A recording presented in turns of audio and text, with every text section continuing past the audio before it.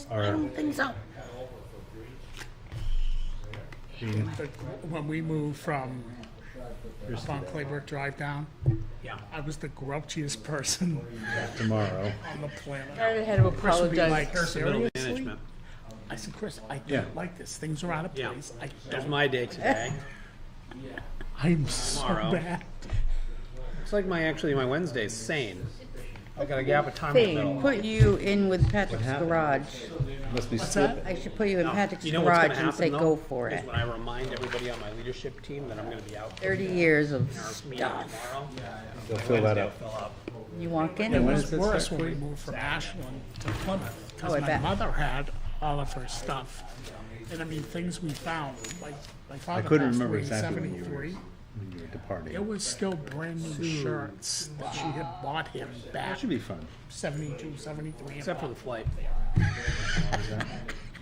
It's like, you might need it someday. Well, It's just horrible. It's all airport horrible. to airport, Buying, 13 selling. hours. And you gotta do it twice. Yeah. Mary, and that one with the check mark on it replaces the one that's in your folder under the purchase orders. Gotcha. Oh yeah, this is much longer. No, it's not double-sided. Ah, That would do it. that would definitely do it. Gotcha. I'll do it. And we've informally agreed to make this an express meeting for Zach's benefit. Call the meeting to order. I'm in it for Zach. You can lead us. allegiance to the flag of the United States of America and to the republic for which it stands, one nation, under God, indivisible, with liberty and justice for all. Well, we have some meeting minutes to look at here. Yep. I'll make a motion to approve the May 8th non-public meeting minutes. I will second. Any discussion? All those in favor? Aye. Any opposed? I'll also make a motion to approve the May 8th, 2023 regular meeting minutes. I'll second. Any discussion? All those in favor? Aye. Any opposed? Just got it in right under the under the line there. The Select Board will meet on the following dates at 5 p.m. Monday, June 12th and 26th.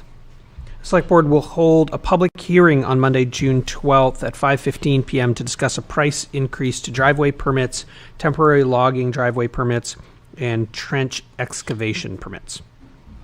Citizens wishing to be listed on the Select Board's agenda should notify the Town Hall before noon the Thursday before the scheduled meeting. All meetings will be held upstairs in Town Hall and held by Zoom. Zoom information can be found on the town's website at plymouth-nh.org. Town offices will be closed on Monday, May 29th in observance of Memorial Day. The Plymouth Memorial Day Parade will be held at 10:30 a.m. Lineup begins at 10 a.m. at the National Guard Armory. A ceremony will follow in front of Town Hall once all parade participants have arrived. Also, not in this list of official things, just a reminder to anybody who's watching, we now have a newsletter that you can sign up for on plymouth-nh.org. It's a weekly. It's got all of the things that are happening in town, kind of a recap. Definitely worth checking out if you haven't subscribed yet. On our agenda, we have Selectmen's Strategic Priority discussion, but I'm going to defer that given that Bill was unable to attend tonight. Okay. If that's fair to everybody else. So we'll skip over that and we'll jump straight into the town manager's report. So just as I open, just want to announce the passing of previous selectman Steve Panagoulis. Steve was passionate about politics and always tried to do the right thing for his constituents. He was a selectman in Plymouth for 6 years, Grafton County Commissioner for 10 years, serving with his good friends Ray Burton and Michael Kranz. He also was the president of the New Hampshire Association of Counties, along with being a board member of the Municipal Bond Bank in Concord. I know there is a celebration of life, June 15th, that is held at the barn here in Plymouth at 4 p.m., but just wanted to recognize Steve's service and contributions that he made to the town of Plymouth and the state of New Hampshire in whole. In my report, a couple different things going on. Shiv Hospitality at 295 Main Street. We have an order to raise and remove that, as it is a hazardous structure. I do have a purchase order tonight for that raise and removal. Order has been granted by Plymouth District Court to be completed. We have had problems over the past couple weeks with homeless being in the building, starting fires in the building, and living in the building. So I will, when we get to that purchase order, I'll go through that a little bit more in depth. Town of Plymouth delinquent taxes. You have a policy that will come in front of you tonight with regards to tax collector's deed extension request and payment agreement. The policy is also to determine procedures and guidelines for the collection of all delinquent taxes and liens owed to the town of Plymouth. FEMA December 22 storm. Ann and I had a call with FEMA representatives last Tuesday. We have a follow-up meeting tomorrow with the representatives from FEMA to look at the damages, again, that we submitted and provide any additional information. Joe will be at that meeting with Ann and I tomorrow. Excuse me. FEMA flood damage, May 1st, 2023. The town of Plymouth experienced flooding on around May 1st, 2023. New Hampshire Homeland Security and Emergency Management is looking to assess the amount of damage from this incident.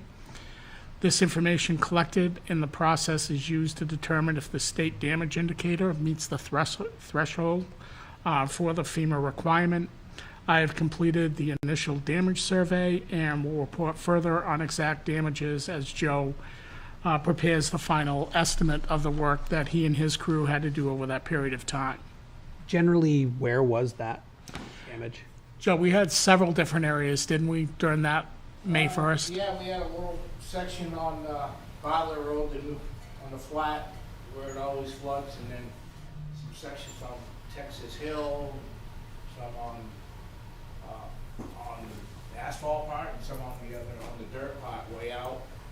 We had issues with Hunt Road, with that bridge, just a lot of small stuff that was scattered around. Gotcha. So it wasn't like one big incident. It was kind of spread around in a bunch of spots. So we'll get that paperwork together and get that submitted to FEMA as well. Peace Public Library update. I met with the trustees on May 17th for librarian interviews and the monthly trustees meeting. We do have an additional interview tomorrow, May 23rd, very promising on the first candidate last week, and the one this week looks very promising as well. So hopefully after tomorrow, a conditional offer of employment will be offered to one of those two candidates. Advisory Budget Committee. Ann and I met with the Advisory Budget Committee last Wednesday, May 17th. We discussed the current budget, the expenditures, as well as projected revenues for year end. Zach did attend that meeting with Mike Courier and Mark Halloran and myself. Staff benefit educations. We've provided 3 benefit educations to staff with regards to their medical benefits and wellness programs based on the adding of the additional medical plan effective July 1st. Plymouth State University update. I met with Jessica Dutile on Monday, May 15th. We discussed a number of topics to include the April Student Life Report, Pirate Party Communications and Outreach, orientation sessions, cluster project, the MOU for parking at Silver Hall lots from May 15th through August 15th, and the cemetery mapping project that is well underway and almost completed. Cluster project, same as last month, John Christ will be the chairman of the committee from the Plymouth State University side, which I think has a lot of benefit for us, whereas he is chair of the planning board, and we will have a kickoff meeting scheduled in August for that. I met with Tracy Claiborne on Friday, May 19th, with regards to negotiations on the LSSA. We had a good conversation. She has to go back and check on a couple things, but I'm in hopes I hear from her by the end of this week, which she has outlined. Highland Street project, HEB Engineering was selected for the design phase of the project. We will be meeting with HEB over the next week or so to come to a agreement with HEB on the overall scope of services associated with the project before we start the independent government estimates, where the town and HEB both assign manpower to each of the scope before negotiating the fee. So I think we're gonna have a brief meeting with Josh tomorrow, maybe, with regards to this. So that's moving forward. Downtown drainage update. The project over the last couple of weeks has moved along nicely along Main Street. We've had a lot of positive comments from the businesses as well as the public with how Greenese Construction cleans up their work at the end of the day and how pleasant they've been to the businesses of notifying them when different things are going to take place. I continue to meet with Plymouth Village Water and Sewer every Wednesday morning. We take a look back 1 week and we take a 2-week look ahead, at which point the 2-week construction outlook is put together by Greenese Construction. Work on the detention ponds started Monday, May 15th. The free parking signs at Silver Hall lots were up a week and a half ago now. They're being well utilized. We had 42 cars parked out there on Friday, so people are utilizing that. And the banners for the Main Street businesses are on Route 3 North, Route 3 South, and Holderness Road. And we've received a lot of positive comments about getting those banners out there to assure folks know that our Main Street is open, it's live, and it's well. So that concludes my report. Kind of subjectively, how's your foot traffic been on Main Street? We have not, we've been fine. Seeing We kind of really have been normal. Yeah. Yeah, Good. and I don't know if it just, I got a call, we were doing some work for Holderness prep today. So she called and said, is there any place for me to park down there? Is Main Street open? And it was like, yeah, I don't know how to fight that other than, telling them. Yeah, there's having 10 the spaces banners, right in yeah. front of me right now that are there and available. But I have not seen any negative impact. There's been parking open along Main Street, and I was mentioning earlier, Mary Ann, that what Dan and I are gonna try to do is a more articulated traffic flow pattern and kind of label it in 3 sections: North Main, Central being the common area, and then South Main. So we can give an articulated traffic pattern flow each day on who's gonna be affected and who's not gonna be affected. Because I think it's important that people know that if there's no construction going on between Highland Street and Court Street, Right, the Main Street's open.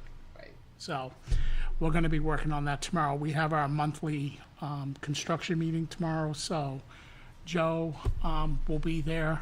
I'll be there, as well as Greenese, Plymouth Village Water and Sewer, and a few others. Our engineers from both Wright Pierce and HEB will be in attendance as well.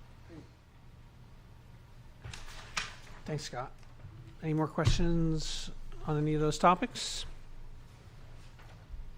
All right. We have tax collection policy and procedure review. So in front of you tonight, you have the delinquent tax lien payment policy. And I view this as another step to provide consistency, stability, and continuity in the financial operations of the town. We met with Linda Buffington, tax collector, with regards to the policy and the subsequent documents that you have in this package.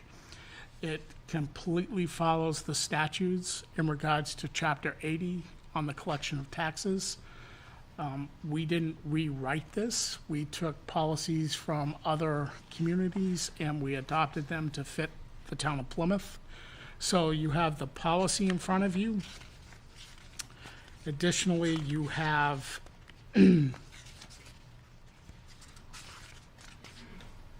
what it would look like with regards to Linda bringing forward to you tax deeding on an agenda item for a selectmen's meeting in the event that we were going to take a property by tax deed. You also have what the deed waiver would look like with regards to taking a property by tax deed. Additionally, you have a payment agreement, which currently today, we do not have a approved payment agreement. We have some, maybe a couple that have been issued, but most of them verbal. And then the last sheet that you have is a tax deed workflow form, so we can go out and inspect the property to make sure it doesn't have any hazardous conditions or issues that are subsequent to the property. So we'll do a full review before we would make any recommendation to taking a property by tax deed. But as we know, we have a considerable amount of money tied up in delinquent taxes in the town of Plymouth. At any time, it could go from $500,000 to $1 million, which represents either $1, $1.50, or $2 on the tax rate. So I think, you know, on the part of the town of Plymouth, we're doing our due diligence and implementing a policy that shows financial responsibility in trying to collect these taxes that have been well overdue for a number of years. And like I said, it does follow the state RSA with regards to the collection of taxes and is built right off of that.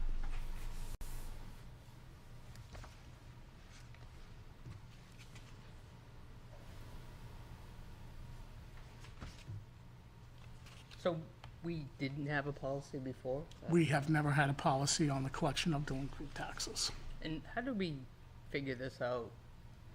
I was looking at, you know, the strategic priorities, and one of them is organization effectiveness. And so I look back and I go, you know, how did we figure out this as part of organizational effectiveness? Ann and I have met on several occasions about financial management policies and responsibilities, and this was one thing that Ann raised, is that we did not have a policy. So we went after it, put it together, met with Linda to make sure that her edits were included in the policy and are bringing it forth. It's just another step in responsible financial management of the town. Going to protect the town in legal terms. And it's well stated what the process is, so it's discoverable by anybody who wants to know. Absolutely. Yeah, it takes the mystery out of the whole thing.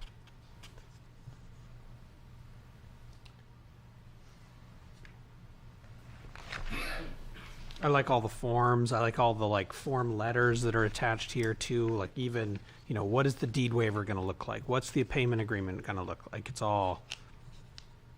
consistent. It just, it does. It Yep. creates that consistency, stability, and continuity in how we handle Yeah, this and everybody process. here will now know how it's handled. Ready for a motion? I am. I'll make a motion that we accept and approve the tax collection policies and procedures as outlined in the packet. Second. Any further discussion? All those in favor? Aye. Any opposed? So is there an original there that we're signing? Can you just grab? You want me to use this one? Yep, that would be wonderful. And you're only gonna sign Page like 6 or whatever it is. page, 7. The middle page. page 9. please. 9. Zach, I have the one for you to sign here. Oh, do you want that one? Yeah. Is this the one we signed? Just for Zach, And yeah. just pass it straight on. Everybody has to sign, but Well, Yeah, it's fine. Go ahead. Yeah, no, go ahead. Sign it. down. Did we sign it now? Just page 9, Neil. Just page. right. While Neil is signing that and passing it around, we have a request for appointment to the Advisory Budget Committee.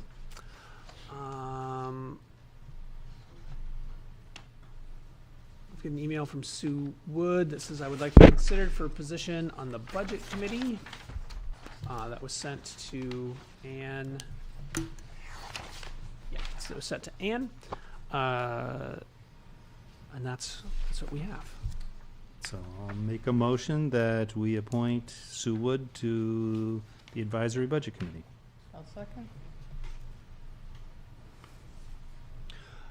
Discussion. I think Sue's also going to be serving on the capital improvement planning subcommittee as the chair of that subcommittee. So I think the alignment there is really, really good. She's on the planning board, too. Yeah. And I think Matt Yetton is also going to accompany her from the planning board onto the CIP. With that in mind, all those in favor? Aye. Aye. Any opposed? Seeing none. All right, we've got some purchase orders. Let's start with Bryant Paving for town resurfacing. So this was approved in the 23-24 budget that was approved back in March. Joe did a nice outline of a resurfacing program with some of the more important streets that we have that are in disrepair.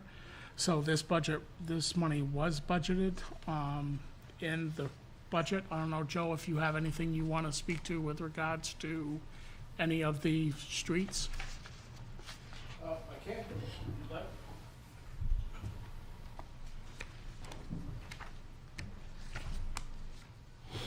It's been a while. Nice to see you, Joe. yeah. Well, that's good, yeah. I haven't been spending any money. So so with the Bryant paving in-town roads, so what I did was I took 10 roads and I had 4 vendors and went out and had them price them out. And out of 10 roads, I only had money enough to do 4. So, but it's still, having those other numbers still helps me plan ahead. And so 2 were roads that were really bad shape. And then the other 2 were kind of maintenance roads, because now that we've had all these Lakes Region planning and all that stuff, part of the program has me trying to take care of roads before they completely fail. And so once they completely fail, then it's a rebuild, then it's a lot more money. So it just happened out that way. I took 2 roads that were really bad, and I took like Russell Street, the hill, Merrill Street, the hill on Merrill Street's, we're getting ready to lose it. So overlay it before it's a total rebuild.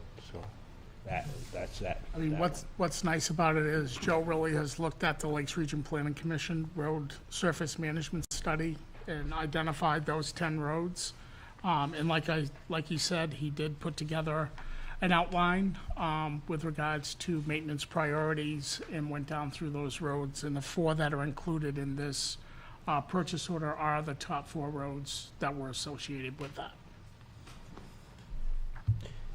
And as we go along, I'll check all these off on our list on the new surface management, and hopefully we're headed in the right direction. I have a question about Warren Street. Yep. Part of it's part of the water and sewer project. They're not gonna pay So that, right? when they come down Russell Street, they're gonna turn left and tie into Main Street. So I'm gonna pave the section where you come off and turn right, and that little piece that connects into the intersection that we just paved. Goes up to Thurlow? Yep. Because that piece is really Is bad. that gonna have some subgrade improvement? So there's not a lot going on there, so we're just gonna do a shim and an overlay and just tie it in. What do you think of that road? I mean, Well, we just kind of did the same thing up there in the intersection. I have to make my money go the distance, so if I was to rip that up and rebuild it, it'd be 3 times the money. yeah. So I think that I can buy a lot of time. But just, and the reason why I wanna tie that in is because to have that intersection done and then have the rest of Warren Street done, it's kinda silly Right, not. they're gonna take care rip of up the that. pavement that's there, right? Well, they going right they are, because they're doing drainage. from There's the- no drainage on From the other- intersection up to Thurlow. Nope, No, nope, they're going the other way. They're going to Main Street. you're We're gonna not doing pave, any drainage, we're just doing an overlay. you're gonna do the pavement from the intersection of Winter Street up to Thurlow. Correct. But you're just gonna go over the existing Yep. pavement? Yep. Yep. That's we're really just- rough. Yeah, but that's why they shim it. Yeah, And, they're gonna shim it. If I wait any longer, then it's a rebuild, and then I might as well look into the drainage, and the reason why I'm doing this now is so I can buy some time, because with the rest of the road all done, it's gonna look silly with that one little rough spot. So Yeah. I can buy several years till I can Okay, figure out what's going on. I don't think there's a lot of drainage anyways under there, yeah. but if, I just wondered about the subgrade because Yep. it's so rough. yeah, I mean, and I asked them about it, and they said that they can do it and make it Yeah. work, so. Good. So Joe, do we have a list of things that we're going to do other maintenance on this year, like, crack sealing or something like that? No, basically what you're seeing now is gonna get us till July, and in my next budget doesn't include crack sealing, but the one that I'm building, we are implementing a crack sealing. So this budget's already spoken for, and the next one's already been built. But the following one, we are gonna implement crack sealing, and if we come across some money, like grant money and stuff, then we can, as I'm putting it together, we can certainly try to implement it sooner.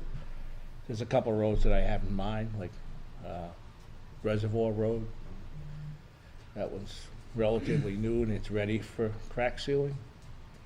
I think as we move forward, for the preservation purposes of the roads, we will be implementing crack sealing like Joe talks about, Yep. and especially, I've noticed a few around town, that's why I asked. Yeah. no, absolutely. I have a question regarding Emerson Street. You Yeah. have the engineers working on a design? The engineer part's done, but there's no money put aside for it yet. So in this budget coming up, This one, no. this one coming up, I'm going to put some. It won't be enough. That's over $600,000 to For the do whole that. road. And What's that, and the- that was 2 years ago, that price, so. What's the Emerson Street estimate that's here? Is that just a section? Oh, that was a piece of overlay just to buy some time, but, like I said, I had to pick 10 and that one didn't, so that didn't get done. I think when we go How into the much time, CIP. if we were to do an overlay like that, how much time does that buy you? 4 or 5 years. I'm just thinking of 600,000 to rebuild that road, or 20,000 to buy yourself 6 years. Right, that's kind of where I'm at with some of this other stuff and why I'm doing it that way. Yeah, I mean, if we can buy ourselves some time on a lot of roads as opposed to, So like, rebuild one every so once in a while. Lower Pleasant, right, I have it all engineered and there's no money there yet. But yet, I have to tie into Russell Street, so, because Russell Street that project hasn't dragged, but we haven't got to where I need to be. So I need to buy another year. So we're gonna overlay that and probably buy 2 or 3 years, so that we can focus on Emerson Street. Yeah. And then I'll be able to tie into Russell and makes sense. So it just keeps going around. How much money do we have set aside for resurfacing this budget year? For the current year we're in, Zach, or Well, for this is- 23, 24, Is this fiscal year money, or is this is next at fiscal? $90,000 So this is, we're only spending 65 of the 90? as Yeah, of this because right I- here. Only because I didn't want to short myself. My foreman was getting nervous. I wasn't gonna leave him any money him any to do, money. like coal patching and do. Oh, and that was gonna That be my kind of stuff. follow-up, was about cold patching. I've noticed a few spots like on, and I know it was on your list and you cut it, but like School Street's got a couple of, and I guess it's not actually called School Street, what is the? Ward Bridge Road. Ward Bridge Road, yeah, has a couple potholes that I think about those teenagers just with their filled 'em like questionable cars breaking a shock. Yeah, we just filled them not too long ago here, and we went and got coal patch today. We were out. Okay. We have to go all the way to North Conway for the coal patch. It's a haul. That's a haul. Is there any way of, instead of coal patching, and this is just my naivete, identifying some spots that Right. really So could use it and have a vendor when they're in town doing something else well, handle it? so my guys are capable of those small patching areas, and so that's why I stopped short. And so in July, I'll have roughly 20,000, and they'll go around and they'll try to get some of those worst spots, like on Ward Bridge.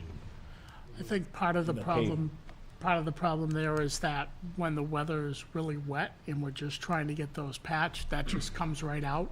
Yeah. I think the process that Joe will use and his team will use is they'll cut those out, dig them, and then patch them appropriately during the okay. drier That's months. kind of where I was going. Yeah, Yeah.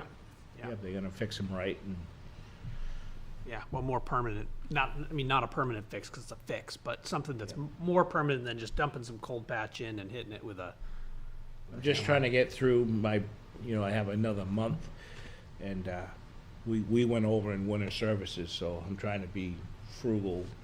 And then in appreciate that. July, we'll be able to start fixing some of those. good.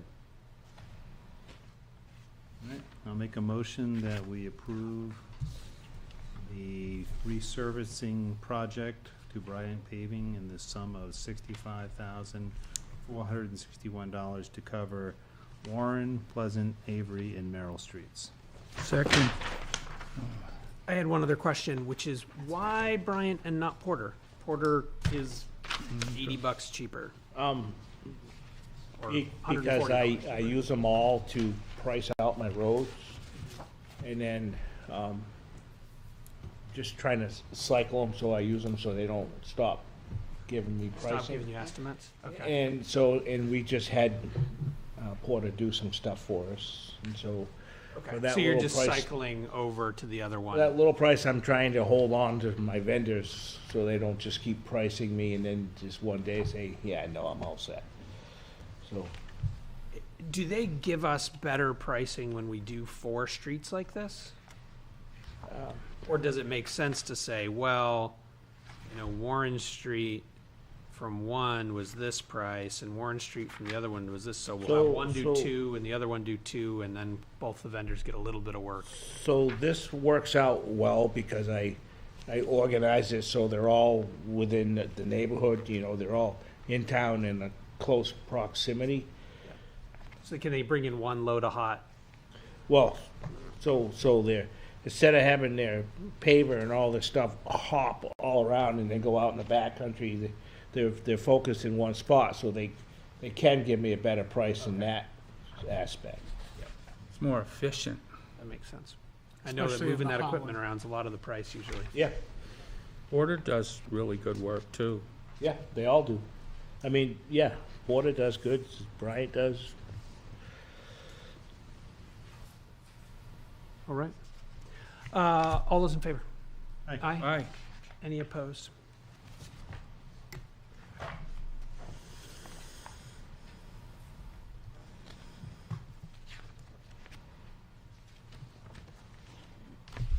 The next purchase order you have in front of you is for New Hebron Road project. That came in through Joe's bidding at $81,095. And set aside for that project is $113,000, so it came in considerably under that. And that will come out of this current year's budget.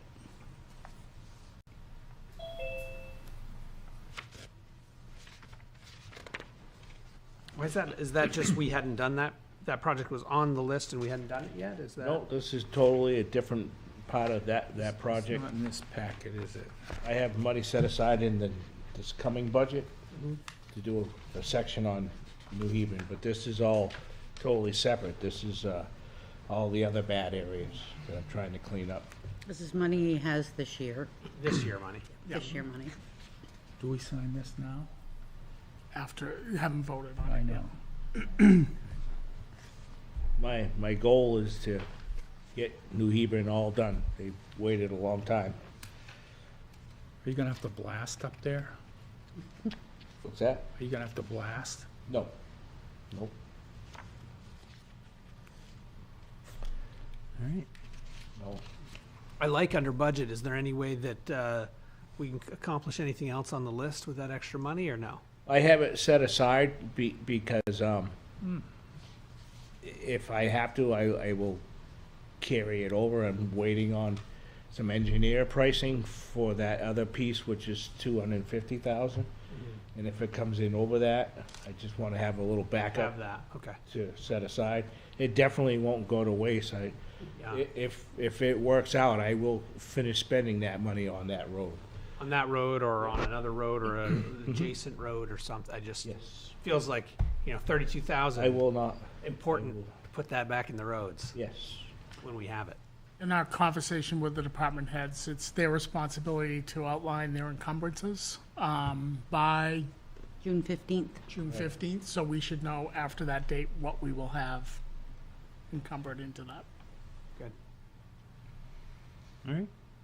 I'll make a motion that we approve the sum of $81,095 and looks like 90 cents for paving on New Hebron Road, be Second? awarded to GMI Paving. Sorry.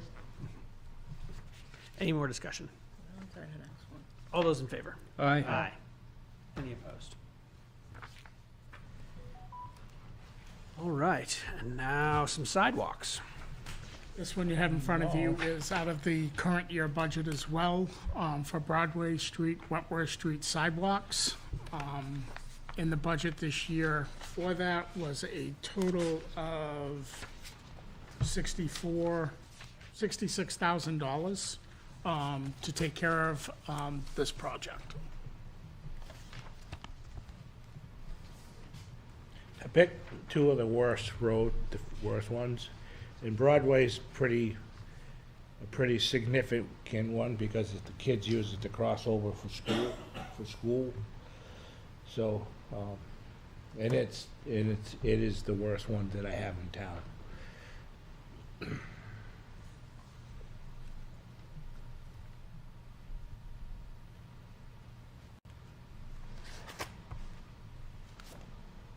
When they rebuilt Broadway Street, did they do the sidewalk too? No. No? There's several slip, trip, and fall hazards on both of these that Joe's identified for the rebuild. We've taken down several, like, oversized trees that have died. And we've ground some of the stumps, we pulled some stumps, but that road has taken, that sidewalk has taken a huge beating. So we're gonna try to make it a little bit wider and clean it up. Okay, I'll make a motion that we approve the sidewalk reconstruction of Broadway and Wentworth Streets, awarding that to GMI Paving for the sum of $61,840. Second? Any discussion? All those in favor? Any opposed? There you go, Joe. Thank you. Run, Go fix Thank up some you. roads and sidewalks. We appreciate it. Everybody else will too. put those in your box tomorrow. Sure. All right. And that brings us back to 295 Main Street. Yeah, so in front of, I have a purchase order here for $39,750. And That's a quote from Witcher and Warren for the demolition and disposal of building and surrounding litter near the old McDonald's at 295. Foundation will be caved, collapsed, and filled to general grading, shaping, and stabilization to be complete. It also includes the asbestos abatement of $3,750 for a total of $36,000 for the raise and removal, and the $3,750 for the asbestos abatement for a total of $39,750. And this is based on a court order that was issued by Plymouth District Court for the raise and removal, and the family, Patel family, has not petitioned or appealed the order that was signed by Plymouth District Court.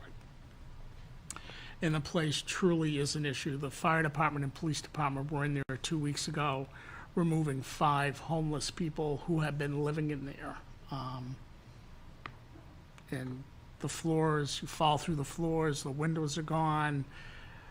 They were lighting fires in there to keep warm and to cook on. So I think it's doing our due diligence from a code enforcement perspective to have this hazardous condition removed from the town of Plymouth.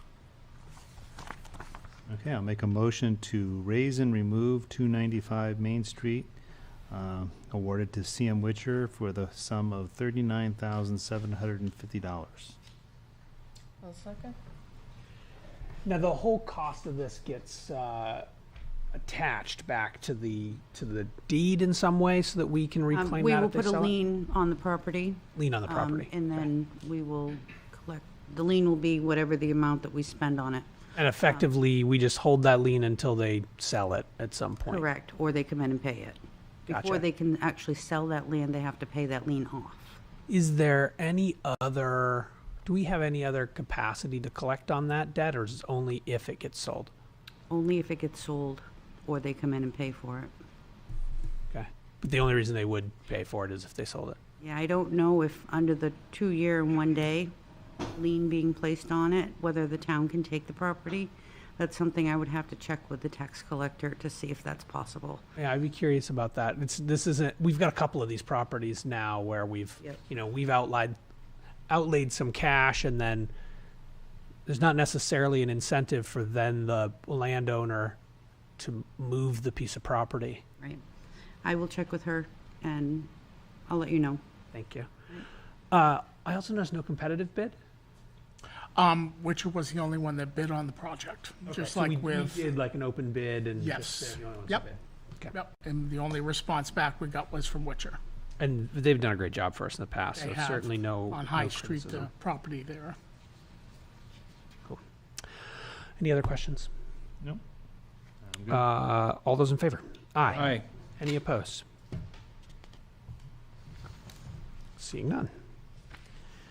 Last purchase order and / grants item is Ann with the CDFA ground mounted solar array loan document. So actually, this will be a combination of Scott and myself explaining this to the board. So this is the agreement for the 3% grant, 3% loan, $686,000 for the solar project that was presented at town meeting. Does have terms of 10 years. And we already have, as you go down through, we already have the first payment because we budgeted with the actual approval for that. There's no penalty for prepayment, which we hope, according to what we have received from the Energy Commission, that we will definitely get enough money to pay this off early. We're hoping for that.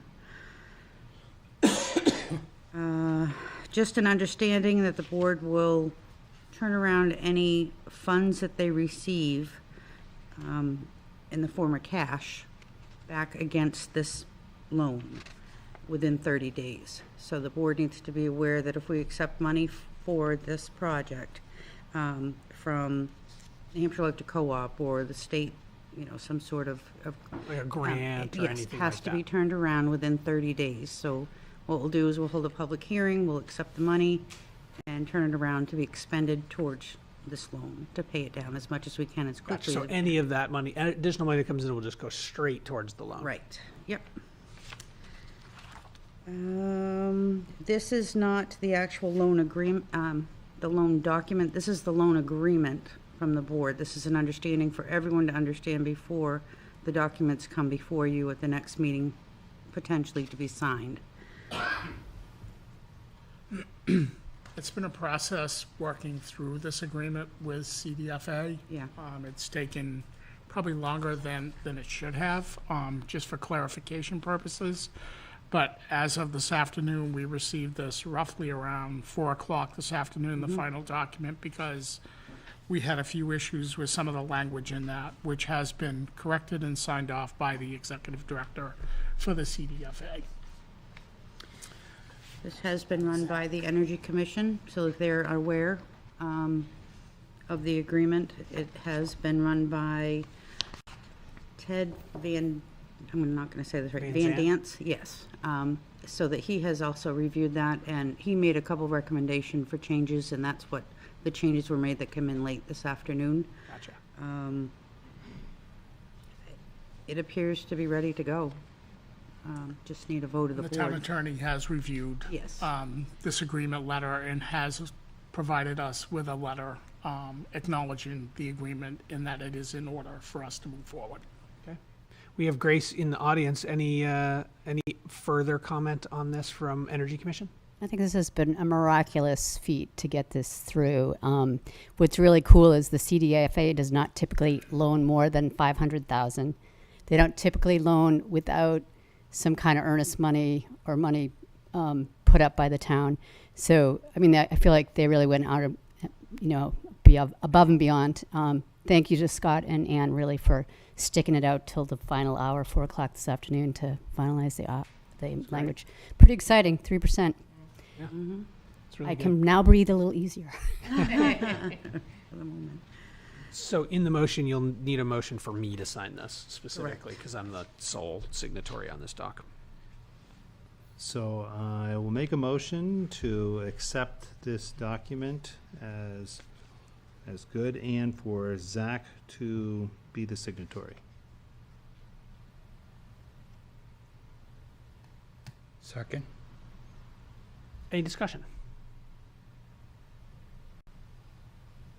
All those in favor? Aye. Aye. Any opposed? And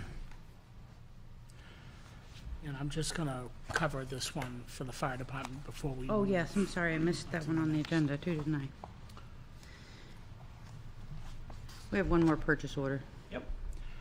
So what I'll put in front of you is a purchase order for the 23-24 budget of the fire department car 2 replacement that was budgeted at $75,000. In speaking with the fire department over the last couple days, it's been difficult to try to find a vehicle that would fit the needs and suit the fire department. I will say they've done a lot of research, and McMulkin Chevrolet Cadillac out of Nashua had the state bid for the fire department. It's a Chevy Tahoe. The original price was $51,000, and bids by state bid, it comes in at $41,974, which is substantially lower than what we initially thought we would be able to buy this vehicle for. So I would ask that we sign this purchase order. The purchase won't be made until after July 1st, but they'll hold the vehicle just based on the purchase order being signed. What's the budgeted amount on that? $75,000. Oh, that's excellent. But that's for equipment too. yeah, and the yeah, radio. packages and all of But that. I know that can add still will up. come but in yeah, should under come in that under. $75,000. That's great. Currently, car 2 is the former chief's car. Deputy chief's car. It is now. Yes.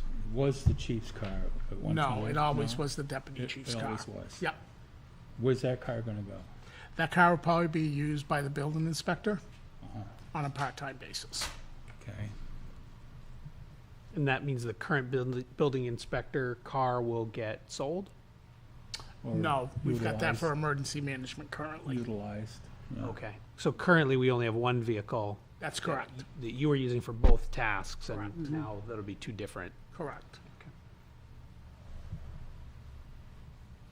Okay, I'll make a motion that we approve the fire department car replacement at $41,974. That's to McMulkin Chevrolet, correct?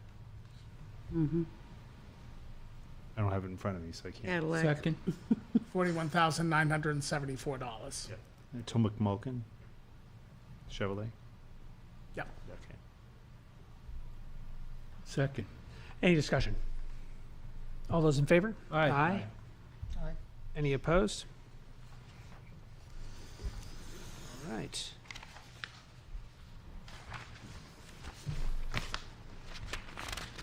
Tell we're getting close to that switch over of the year end. Spending money Oh, today. yeah. But these are, that's next year's budget, so. At least we still have money in the budget to spend. Got a We're in month to good go, shape. Neil. Got a month to go. Yeah, don't jinx it. 19% left. Okay. That takes us to new/old business. Grace Garvey, letter of support for the EECBG grant. Thank you. And I know this got on the agenda kind of late, so hopefully I can catch you up. Also, Lisetta Silvestri from the Plymouth Area Renewable Energy Initiative is zooming in here. So I'll kind of do an introduction, and then Lisetta will explain a few things as well, and we can both tag team to answer questions. So I was approached as chair of the Plymouth Energy Commission by Sandra Jones at the Plymouth Area Renewable Energy Initiative a couple months ago about possibly teaming to apply. And initially what you just do is you submit a concept paper to the Energy Efficiency and Conservation Block Grant Program. That's the EECBG. The Block Grant Program is designed to assist state and local governments and tribes to implement strategies to reduce energy use, to reduce fossil fuel emissions, and to improve energy efficiency. The town of Plymouth was actually a recipient of an EECBG grant years ago. They did something called Better Buildings, if you recall. This particular project is in front of you tonight because we realized the timing of the select board meetings was kind of working not in our favor to approach you with this. But what we would like to do is propose that we engage simply in a relationship with Paray to submit a concept paper to the block grant program. Lisetta, do you want to throw in anything from here? I think, a lot of this federal money has been put out really quickly, so it's on us to move as elegantly as we can with such aggressive timelines. And this is an incredible grant because it requires no match and it encourages towns to work together, and its sole focus is to accelerate the adoption of renewable energies, which a lot of towns want to do, but it's always a question of funding. So we're hoping we can take advantage of this amazing amount of funds and apply for this grant. And we thank you so much for your time this evening. Zach, I have a couple questions, if I Yeah, may. please, Scott. A couple quick questions, and you answered my first one, that there is no match that the town would have to be financially responsible for. My second one, have the town of Ashland, town of Holderness signed onto this? So tonight, the town of Holderness is considering it, and the way that the program is set up is that one town can apply on its own, but it's a smaller amount of money that you can apply for. And in the webinar, they stressed over and over again how much they want to see team approaches. And teams are 2 municipalities or more, or 2 tribes or more.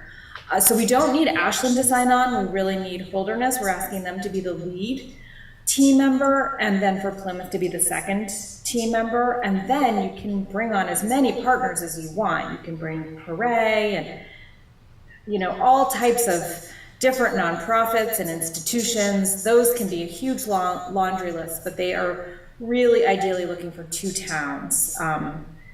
And like I said, the concept paper is just an initial declaration of support and interest. It's not the full proposal. After we submit the concept paper, which is due June 5th, then we will hear from the Department of Energy as to whether or not they ask us to reapply. If they discourage us to apply, we still can do our full application, but obviously that's not a very good sign. So we will have a sense from the Department of Energy if we have a compelling application, and that's when we would have more details for you and more commitment. And this is just a preliminary concept paper to leave open the opportunity of applying that full application due August 7th. And my last question as a follow-up is that in your budget here, it shows $250,000 that would be allotted to the town of Plymouth for a municipal project. My question is, who distributes those funds if this grant is approved? And just a word of caution, it's a very draft budget right now. Yes, Go ahead. very draft. So the max amount of money we can ask for is $2 million. So 700,000 to 2 million is the ask for team approaches, and those numbers are obviously very back of the envelope for this concept paper. They don't have any specific requirements for their budget. We just need to really have some placeholders. And in terms of administration, Paray would actually love to be the grant administrator in this case. We haven't heard back from the Department of Energy as to whether or not that's an option. If not, it would most likely be the lead team member, which would be Holderness. So I haven't heard back. There's a whole, you can go to their frequently asked questions, and they have 80 questions so far that have been asked, and because it's a competitive program, they want it all to be publicly accessible, and that question just hasn't been asked yet. So hopefully I will have a better sense of that in a couple of days. Okay, I just think it's important that we know who's going to be distributing the funds from the grant. Yeah, and this step is really only a concept paper, just. And we haven't thought that Plymouth would serve that role, if that's at least helpful. So the question would be, is it something that the lead team member Holderness can subcontract out to Paray, or is it something that the town of Holderness will have to do, and we will add in some administrative money for that additional headache? And you should know after tonight if Holderness is going to sign on as the lead in this project. Correct. Yes, their meeting is at the same time as yours. Are you tag teaming, by the way? Listen. No. So what I did this morning, I put together 2 letters. We would love for the select board to, be the signer of the letter. But also, you could also give us, the Plymouth Energy Commission, the, blessing to be the submitter of the letter in support of the submittal of the concept paper. So that's kind of what we're here to ask for tonight, your support, and which avenue you would like us to take. Either you could sign it as a select board if you're in support of the concept paper being submitted. I think that's kind of like the down and dirty request. Ann. So the board just signed an agreement with CDFA indicating that any money that they received would go back to the CDFA loan. Would we have an obligation to send this money back to the CDFA if we got it? Totally different projects Yeah, it says and total here different funding. to make up. It just says municipal. Yeah, but up to 74% for the previous project, and this one would give the opportunity for the town to work towards a net zero. So it looks like it's intended as an augmentation. Intended as a what? Augmentation of. Right. So Of what we're already moving toward. 74% with the other array to 100% with another array. And we have asked, we being the community applying for all these grants, have asked DOE a number of times if it's okay to have this complementary federal funds for what essentially could look like the same project but are different components, and it's absolutely no problem. I think they love that. And they've said that over and over again. Reading this letter, this is my ignorance on power numbers, but they both have the exact same paragraph, just with 2 different signatories. But it says the and the ground-mounted solar PV system that will generate approximately 324,800 kilowatt hours per annum. And then it talks about the installation of an additional 100 kilowatt ground-mounted. Are we dealing in different units there, or I'm very confused about? That would be at a different location, if that answers your One's question. per annum and one's space system. So the space system that we're installing out on, across from the airport is was it 280? Yeah, exactly. It's what? 280 kilowatt. It's 280 kilowatt. But over the year, it generates 324,800. Okay. Okay. Those were the units I was getting confused with. Thank you.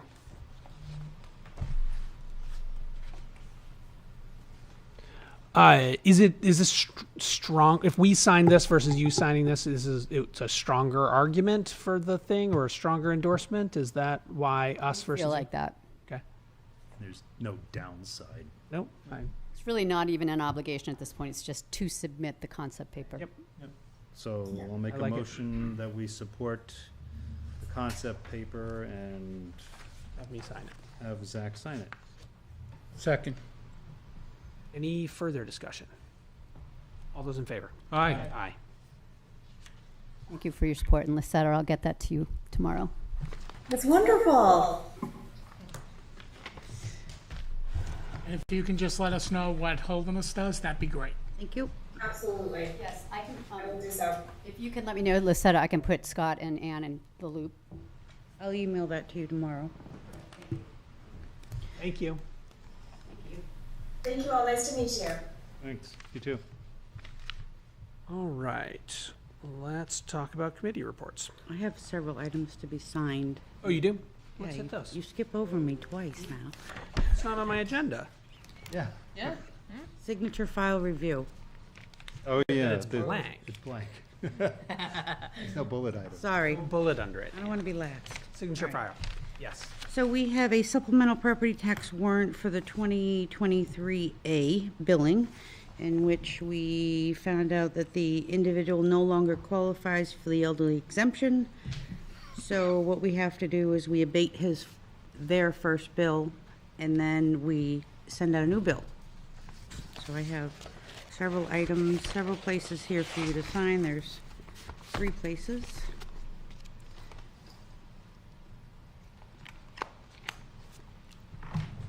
Oop, sorry.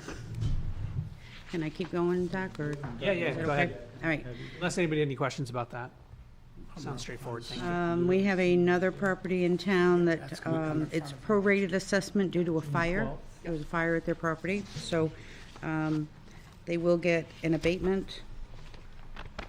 Looks like $156.25. I say only, it's for 17 days. 2 places to sign there. The next item I have is a intent to cut the actual warrant for it. Property on, looks like Parker Street, $322.47. 2 places to sign there. Here's another intent to cut. Property on Texas Hill Road, $5,190.23.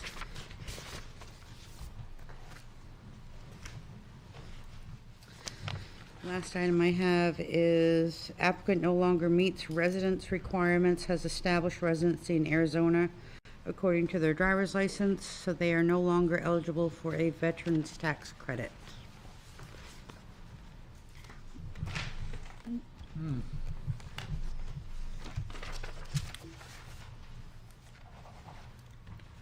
Wow. We got 2 here? I'm not 3? sure which 3. way is easier. I think,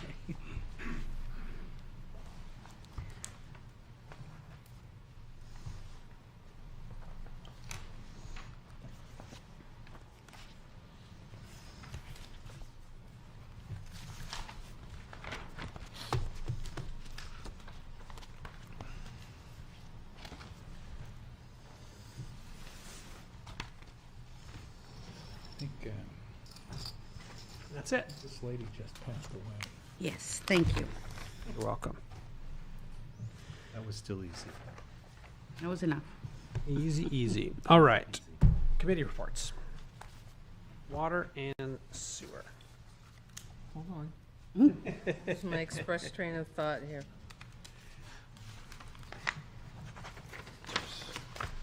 Okay.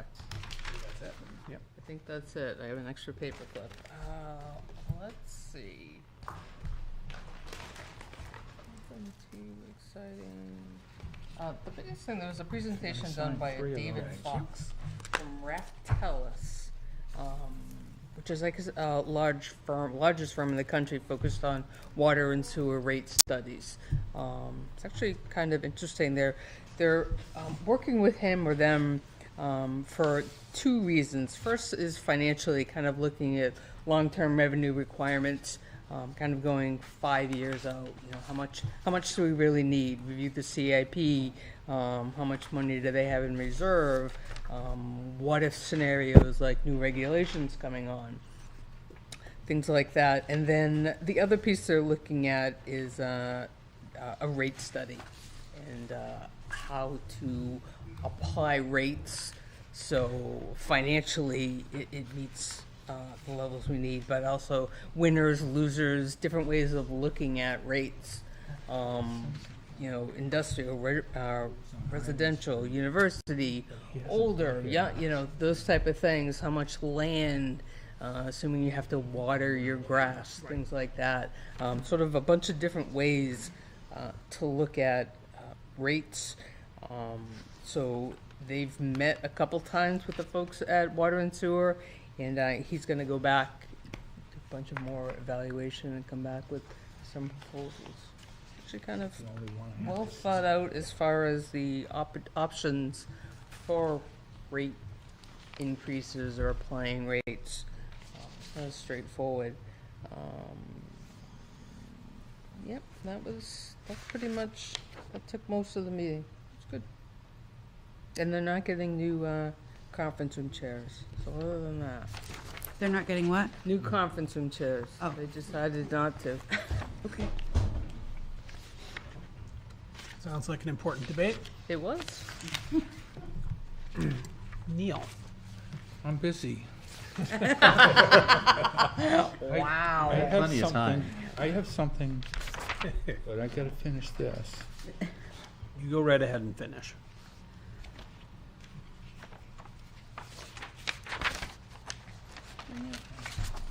Anywhere. What time are you? I'm good.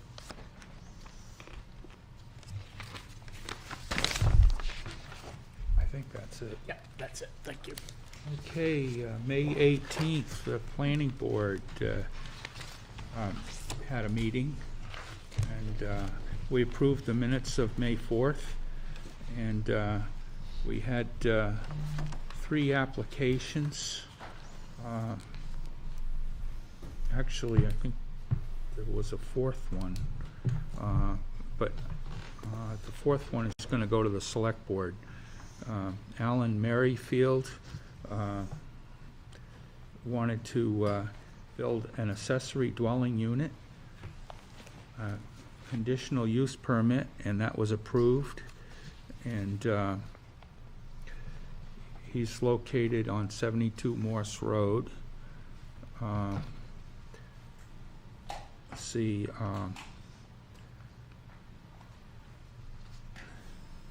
And we had H.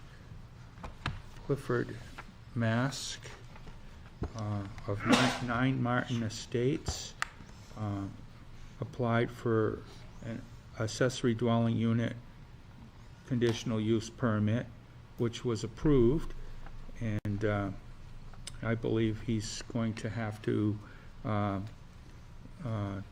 a discussion with the homeowner association regarding that, but that was out of our purview.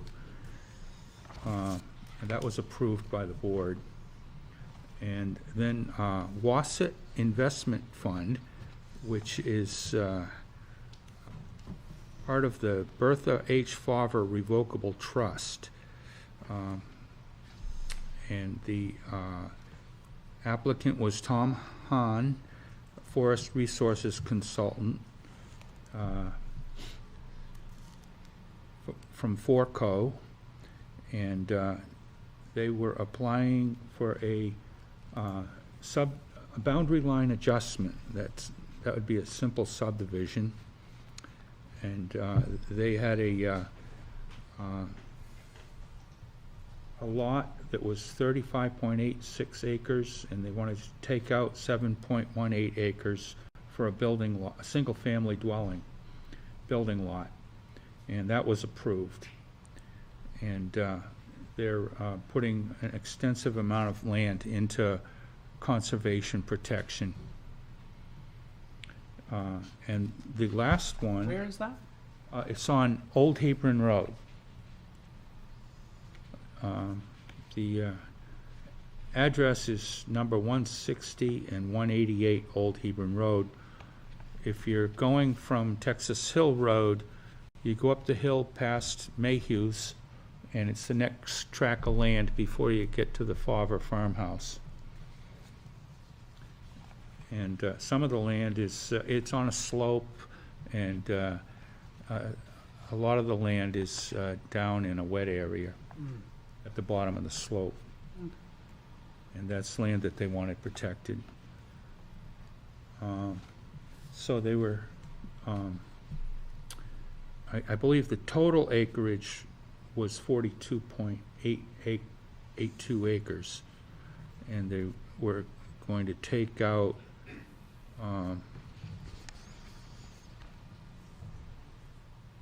I don't know, it gets complicated here. There's two parcels actually, and but they took out a 7.1 acre lot, which left a 35.86 acre lot for protection. And then there was a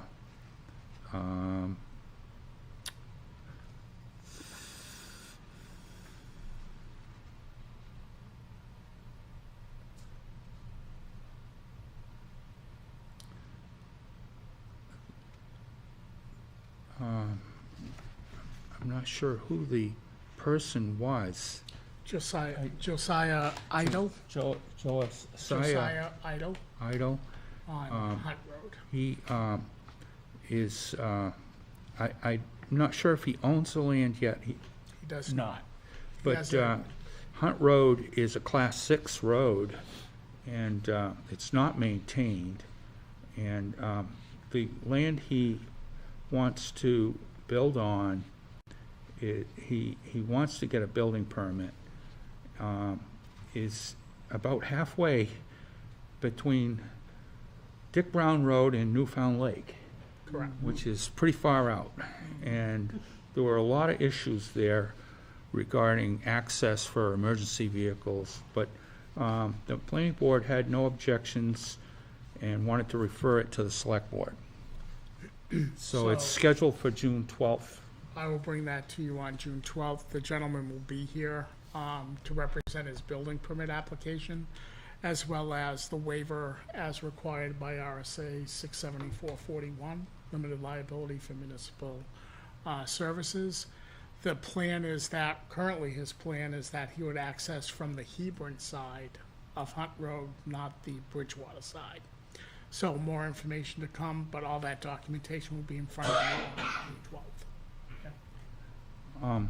And lastly, I had a student from Plymouth High School. He's a junior. His name's Louis Estrella. And he's very interested in government, and I did an interview with him. And I was very impressed with his questions. I have one later tonight and one tomorrow, so it's that time of year. Yes, it is. Any questions for Neil on planning board? Campus Community Council, Ted? Nothing until late summer, and then in October. Summer's next. Plymouth School has not met, if I understand correctly. Correct. Their meetings are scheduled, I believe, June 5th and 6th, one for PES and the other for the high school. Conservation Commission, Ted. They did meet on the 16th. So they had a fairly lengthy agenda. They started out by reviewing the poll that they did internally for the natural resource inventory. They went into their budget report. They have $6,500 in the general account, and they have a $462 expense and some other minor expenses, so that they have a balance of $6,037.14. They did mention that their conservation fund has a sum of about $13,495. And another special fund that requires select board approval to spend from. They did go into a bylaw review, and they found that it was okay for them to have a chair and a co-chair. Doesn't explicitly exclude the possibility, so they took that as license that they can. Basically, they don't have a secretary, but they're going to have that as a rotating duty. They did find an old version of the bylaws, and one of the questions that they were asking internally was, if they need to make changes, do they have to be approved by select board? I don't know the answer to that, but I don't think so. They did also talk about defining the responsibility of their Trails subcommittee. They've been doing a lot of work for some students at Plymouth High School under one of the classes. I'm trying to remember. But there's a presentation on the 25th at 7 p.m. at the high school. Basically, this is correspondingly to their use of GIS mapping tools. So they do have an expense that they pay for, $700 a year for that Esri license. Let's see, what else do they have? They talked about doing some workshop options. I'm not really sure what those are yet. Maybe Neil, who's been on this long, was on it for so long, could tell me a little more about it. But they're talking about posting something online for June 9th at the Forest headquarters. Basically, it's an event hosted by Thornton, commission. I'm not really sure what that is. They're talking about a stormwater assessment. Oh, that's what it is. It's a stormwater assessment. It's a 6-part series about wetlands. So there's still room in that, apparently. They did talk about their communications. They have, basically, Melissa is maintaining a website and Facebook page. She's collecting biographical information for the committee members to be posted there. They went into trail work days. They had one that had to be canceled due to weather. That was, I think, in early May. I think it was corresponding to that flooding concern. They had one this past Saturday at 9 a.m. to address some issues on the Ruth Walter Trail. Let's see. They met with the Mad River Trails Association Collective. They thought they were very well organized. They have mountain biking trails and hiking trails. So they want to work more collaboratively with other associations to create and maintain trail maintenance and construction standards.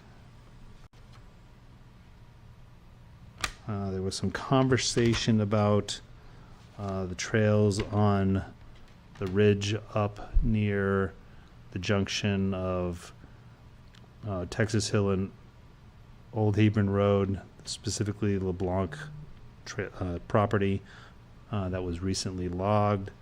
Apparently there was a sign that indicated that it was closed, and it was quickly discerned that it is not closed. although the trails may not be in ideal conditions after the logging had gone through.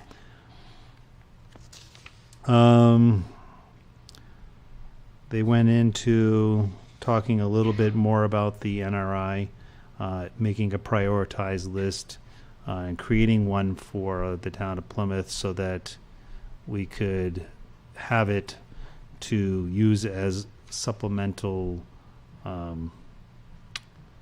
information when they want to go for grants and stuff like that. Having that apparently helps a lot, but they expect it to cost some money to create an NRI, so they have to do a baseline RFP to figure out how much that is going to cost. There was a rather lengthy discussion at the end talking about, whether or not it has to be a static document, or it could be, for example, an ArcGIS storybook to make it a little bit more dynamic. Some people were very strongly in the position it had to be kind of fixed, but they want to have it online so that people can drill into the information. It's not a lot of help to have the information if what they're getting on the page is very condensed in size. So if somebody wanted to look at their property, they couldn't because you can't zoom. So there's the reason why they want to have additional resources. And that was pretty much it. And an NRI is a, Natural resource inventory. thank you. Apparently the last one was done in 2001. They're supposed to be done every 10 years, so it's like 20 years.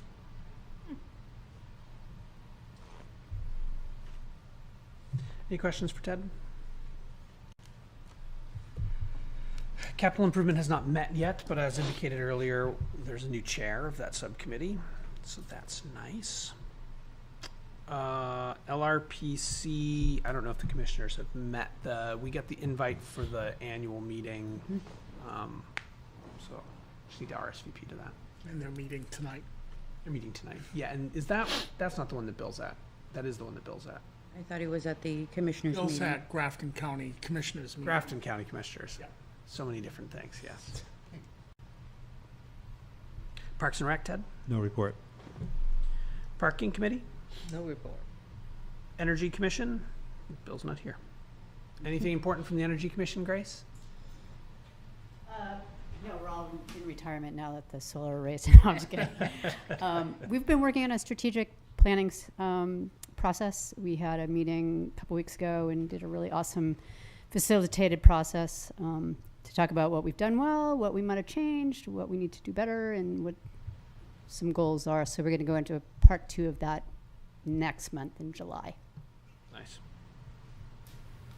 Sorry, 2 months. Thank you. Advisory Budget Committee did meet, as Scott indicated in his opening report. He covered all of that. So do we have we don't have a set next meeting of that group yet. No. No. Okay. Economic Development Committee, nothing other than what Scott Correct. reported on with the Right, the university cluster, right. cluster project. Similarly, PSU negotiations, the only news we have is what Scott reported at the top. Chamber of Commerce. Let's see, it was actually a little old, back in beginning of May. So the talk at that time was a lot about the scavenger hunt that happened this past weekend. It's their first time doing it. I think it went well. I think they'll hope to get more people involved. I think they had enough businesses, just not enough teams yet. But they're hoping to grow that. Still went well. Let's see. They're ahead of enrollment, 44 members ahead from last year, which is great. Some local Plymouth folks have joined on last year. Plymouth Soapworks, New World Auto, Biedermann's. Their business after hours was held at the Museum of White Mountains here, and partnered up with New England Wireless, and that was well received. I think there's about 40 people that went, which is a good turnout. annual meeting is coming up. They talked about a collaborative event in August with Granite Outdoor Alliance and Squam Lake Natural Science Center. Still kind of working out those details, but that would be a cool event.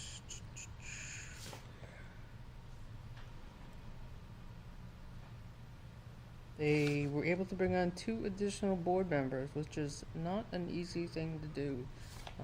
So once again, if you're looking to fill your time, we're always looking for board members. And I think that's it. All right. Neil Perlack. Haven't met yet. Didn't you do water testing or something? Oh, yeah, they did some water testing on the Pemmy River and the Mad River, but No results or anything right away. not yet.